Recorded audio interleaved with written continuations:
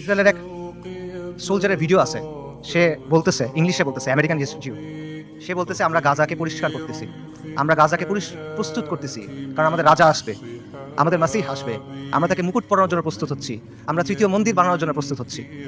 তাদের মাসিহকে আল মাসিহ আদ-দাজ্জাল। বনী ইসরাইল মসজিদ আল আকসার সামনে নাচতেছে, উল্লাস করতেছে, স্লোগান দিচ্ছে, তারা বলতেছে মুহাম্মদ মারা গেছে। আল্লাহুম্মা সাল্লি ওয়া সাল্লিম আলা নবিয়িনা মুহাম্মদ। কি অবস্থা?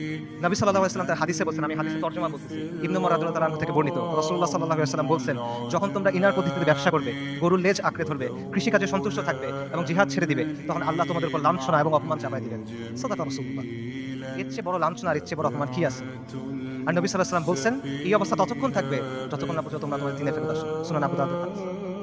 আল কুদস জিহাদের মাধ্যমে মুক্ত হবে, কিন্তু এই জিহাদের দরজা কেউ এসে আপনার জন্য খুলে দিবে না।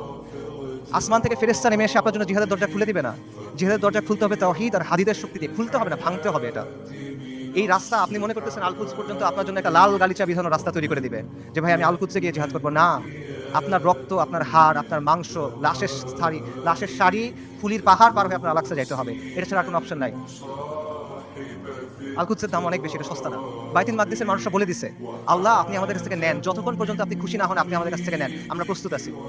এই কথাটা যখন আমরা বলতে পারবো এবং এই কথার উপর যখন আমরা আমল করতে পারবো, যখন আমরা বলবো ইয়া আল্লাহ আপনি নেন, ততক্ষণ পর্যন্ত নেন যতক্ষণ আপনি সন্তুষ্ট না হন, তারপর আপনি আমাদেরকে আল আকসা দেন, তখন আল কুদস আপনি মুক্ত করতে পারবেন, রাগ পর্যন্ত পাবেন না।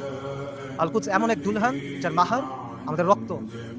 আল কুদস এমন এক দুলহান যার মাহার আমাদের রক্ত, মাহার পরিশোধ করা ছাড়া কোনো বিকল্প নাই, কোনো বিকল্প নাই। আল্লাহ আযজা ওয়া জাল্লা আল কুদসকে মুক্ত করার প্রক্রিয়া শামিল হওয়ার তৌফিক দান করেন। আল্লাহ আমাদের তৌফিক দান করেন আল কুদসকে মুক্ত করার। আল্লাহ আমাদের দুনিয়ার ভালোবাসার মৃত্যুকে অপছন্দ করার অসুখ থেকে মুক্ত করে দেন।